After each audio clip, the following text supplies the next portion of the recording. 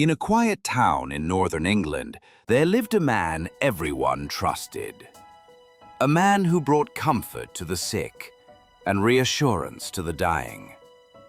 Dr. Harold Shipman. A family doctor, a husband, a father, and one of the most prolific serial killers the world has ever known.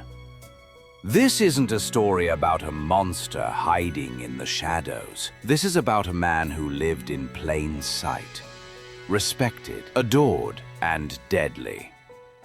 Harold Frederick Shipman was born in 1946 in Nottingham, England. He was quiet, bright, and obedient, the kind of child teachers liked. But there was one moment that would shape his life forever: the illness of his mother. When Harold was 17, his mother, Vera, was diagnosed with terminal cancer. She was treated at home, often injected with morphine by her doctor to ease her pain. Harold watched every visit. He saw how the morphine made her calm, peaceful, even as it brought her closer to death. On June 21st, 1963, she died in front of him. Those moments left a mark that never faded. And years later, when Harold himself became a doctor, he would use morphine in ways that no one could have imagined. Shipman studied medicine at Leeds University. He married his wife, Primrose, and soon became a respected general practitioner. Patients adored him. He was calm, polite, always willing to visit homes. He'd listen for hours, remember birthdays, and bring comfort to families. He was the kind of doctor who cared, recalls one former patient. If you needed him, he came, no questions asked. But in 1975, cracks began to show. Shipman was caught forging prescriptions for pethidine, a powerful painkiller. He'd become addicted to it himself. He was fined, went through rehab, and quietly returned to medicine. No one suspected that the addiction had also fed something darker, a fascination with control, with deciding who lived and who didn't. In the 1980s and 1990s, Shipman settled in Hyde, Greater Manchester. His patients were mostly elderly, and he built a warm reputation, the town's favorite doctor. But soon, people began dying, often alone, shortly after Shipman visited. There was never any sign of struggle. Death certificates said heart failure, old age, or natural causes. Families grieved, but they trusted him. He even attended some of the funerals. No one imagined that their family doctor was signing off on the very deaths he caused. Some nurses noticed strange patterns. He preferred to see patients alone. He often insisted families leave the room, and within minutes, the patient would be gone. By the mid-1990s, the deaths began to stack up. Funeral directors in Hyde started whispering, "Why are so many of Dr. Shipman's patients dying suddenly?" One funeral director even reported the concern to police. But with no evidence, the case was dropped.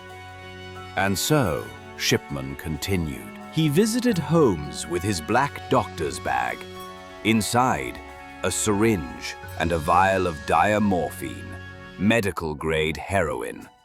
It was his weapon of choice. He'd inject a lethal dose, wait a few minutes, then call it a peaceful death. He kept detailed computer records, sometimes typing fake notes after the patient had already died. It was methodical, controlled, cold. In 1998, everything changed. A wealthy, active 81-year-old woman named Kathleen Grundy was found dead at home. Her family was surprised. She'd been healthy, walking daily, and had just spoken about upcoming events. Dr. Shipman confirmed the death and signed the certificate himself. The family trusted him. But a few weeks later, Kathleen's daughter, Angela Woodruff, received a strange letter from a lawyer. "Your mother's new will has been found," it said.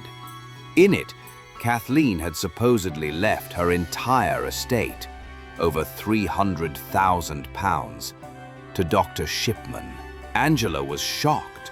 The signature didn't look like her mother's, and her mother never mentioned writing a new will. "That's when I knew something wasn't right," Angela said. "My mother was murdered." Police began investigating Harold Shipman quietly. They exhumed Kathleen Grundy's body. Lab results confirmed their worst fears. She had lethal levels of morphine in her system. Detectives searched Shipman's computer. What they found was staggering. He'd been altering medical records after deaths, changing them to make his crimes look natural. Soon, they found hundreds of similar patterns. Elderly women, sudden deaths, morphine, Shipman's signature. It wasn't random.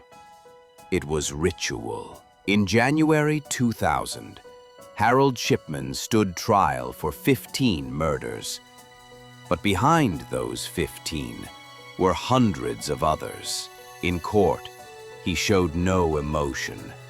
He refused to admit guilt. He even smiled occasionally.